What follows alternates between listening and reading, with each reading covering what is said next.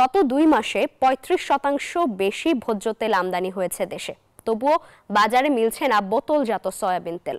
আমদানিকারকরা বলছেন, রমজান সামনে রেখে আরও 1.5 লাখ টন ভোজ্য তেল আছে বন্দরে খালাসের অপেক্ষায়। সব মিলে বাজারে ঘাটতি থাকার কথা নয়। Bangladesh trade and tariff commission বলছে, এই সংকট কৃত্রিম। কেউ অতিরিক্ত তেল মজুদ করে কৃত্রিম সংকট তৈরি করছে কিনা তা খতিয়ে দেখতে বাজার মনিটরিং জোরদার করার পরামর্শ দিয়েছে সংস্থাটি।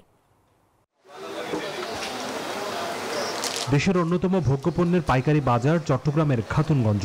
এই বাজারে গত কয়েকদিন ধরেই চলছে ভোজ্য তেলের সংকট। অধিকাংশ দোকানে মিলছে না বোতলজাত সয়াবিন তেল। খোলা তেল পাওয়া গেলেও কিনতে হচ্ছে বাড়তি দামে। আবার কোনো কোনো দোকানে অন্য পণ্য কেনার শর্তে দেয়া হচ্ছে বোতলজাত তেল। শুধু চট্টগ্রাম নয়, রাজধানী সহ সারা দেশেই প্রায় একই চিত্র। বিক্রেতারা বলছেন, চাহিদা অনুযায়ী তেল দিচ্ছে না ডিলাররা। সয়াবিন তেলের বোতলটা আমরা ইদানিং খুবই সংকট পাচ্ছি না, আর খোলা তেলের ইয়াটাও পাওয়া গেলেও কিন্তু রেটটা এখন বাড়তে। যেটা আছে আমাদের কাছে, এটা হচ্ছে খোলা তেল। খোলা তেল হচ্ছে দাম অতিরিক্ত, ক্রেতা আসতেছে না। আমার দিনে 10 কার্টন লাগলে আমি 2 কার্টন তেল পাচ্ছি, এবং কোম্পানির এখন ডিলারদের সত্য হচ্ছে যে এটা নিলে ওইটাই নিতে হবে, মানে আমার অচালু কিছু মাল সাথে নিতে হচ্ছে। এমন পরিস্থিতিতে রোববার বাংলাদেশ ট্রেড অ্যান্ড ট্যারিফ কমিশনের চেয়ারম্যানের সাথে বৈঠক করে আমদানির চিত্র তুলে ধরে কয়েকটি তেল সরবরাহকারী কোম্পানি। তাদের তথ্য মতে শুধু জানুয়ারি মাসে বোতলজাত সয়াবিন তেল আমদানি হয়েছে আগের বছরের একই সময়ের চেয়ে 25% বেশি। আর কাস্টমস কর্তৃপক্ষের হিসেবে গত 2 মাসে ভোজ্য তেলের আমদানি বেড়েছে 35%।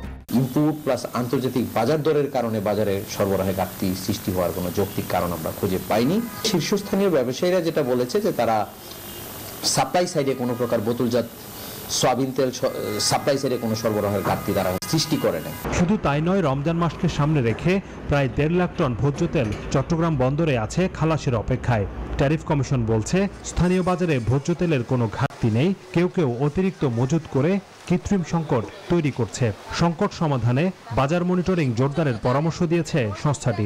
উৎপাদন পরবর্তী যে সাপ্লাই চেইন রয়েছে, পাইকারি বাজার, খুচরা বাজার, এই বাজারগুলোতে কোনো ধরনের প্রবলেম হচ্ছে কিনা সেই বিষয়টি খতিয়ে দেখার জন্য এই সংশ্লিষ্ট যতগুলা সাপ্লাই চেইন সংশ্লিষ্ট যতগুলা দপ্তর সংস্থা রয়েছে, সেই দপ্তর সংস্থাকে যত নির্দেশনা দেওয়া হয়েছে যে এই বিষয়ে যদি কোনো প্রবলেম থাকে তারা সেটা খতিয়ে দেখবে, সেই সাথে আইনানুগ ব্যবস্থাও গ্রহণ করার সিদ্ধান্ত গৃহীত হয়েছে।